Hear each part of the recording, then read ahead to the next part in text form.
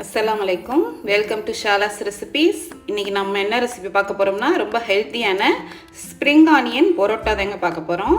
அருமையாக இருக்கும். ரொம்ப சிம்பிளான ரெசிபியும் கூட. வாங்க எப்படி செய்யலாம்னு பார்க்கலாம். ஒரு பவுலில் 1 கப் கோதுமை மாவு,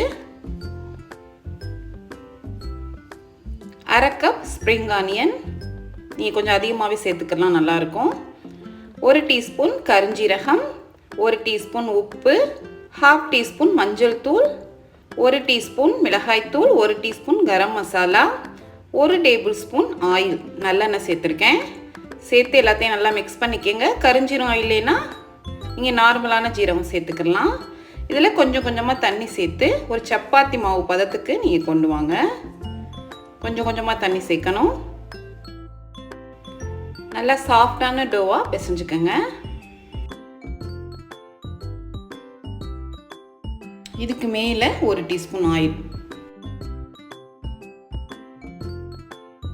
அப்ளை பண்ணிவிட்டு ஒரு அரை மணி நேரம் மூடி வச்சிடலாம். அப்போ தான் நமக்கு பரோட்டா இன்னும் சாஃப்டாக இருக்கும். அரை மணி நேரம் ஆயிடுச்சு. 1 கப் கோதுமை மாவுக்கு நமக்கு 4 சப்பாத்தி வரும். இதை பாலாக நம்ம உருட்டிடலாம். கட்டில் கொஞ்சமாக கோதுமை மாவு டஸ்ட் பண்ணிக்கோங்க, ஒட்டாமல் இருக்கிறதுக்கு. நம்ம உருட்டின இந்த டோவை மேலே வச்சு சப்பாத்தி கட்டையை வச்சு தேய்ச்சிடலாம். சப்பாத்தி ரொம்பவும் தின்னாக இல்லாமல் ரொம்பவும் கட்டையாக இல்லாமல் பார்த்துக்கோங்க. ரொம்ப ஹெல்த்தியான ரெசிபி, குழந்தைங்களுக்கு ரொம்ப நல்லது. கண்டிப்பாக ட்ரை பண்ணி பாருங்கள். ஒரு தோசை டவாவில் கொஞ்சமாக ஆயிலோ பட்டரோ சேர்த்துக்கோங்க. நம்ம தேய்ச்சி வச்ச பரோட்டாவை இப்போ ஆயிலில் சேர்த்துடலாம். அடுப்பை மீடியம் ஹீட்லேயே வச்சுக்கோங்க. உங்களை வெங்காயத்தலை சேர்த்துருக்கோம், கருஞ்சீரகம் சேர்த்துருக்கோம். குழந்தைங்களுக்குனா ரொம்ப நல்லது. மைதா இல்லைங்க, கோதுமை மாவில் பண்ண பரோட்டா தான் இது. மேலே கொஞ்சமாக நல்லெண்ணெய் சேர்த்துக்கோங்க. நல்லெண்ணெய் சேர்க்கல இன்னும் நல்லா வாசமாக இருக்கும். அவ்வளோதான், நமக்கு ஸ்ப்ரிங் ஆனியன் பரோட்டா சூப்பராக தயாராகிடுச்சு. கண்டிப்பாக ட்ரை பண்ணி பாருங்கள்.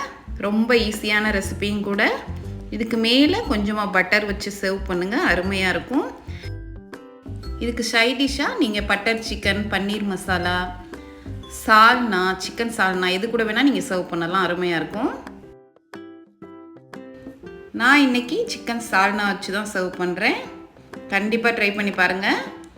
இந்த ரெசிபி உங்களுக்கு பிடிச்சிருந்துச்சின்னா லைக் பண்ணுங்கள், ஷேர் பண்ணுங்கள், சப்ஸ்கிரைப் பண்ணுங்கள். இன்ஷா அல்லாஹ் நெக்ஸ்ட் வீடியோவில் பார்ப்போம். தேங்க்ஸ் ஃபார் வாட்சிங். பாய்.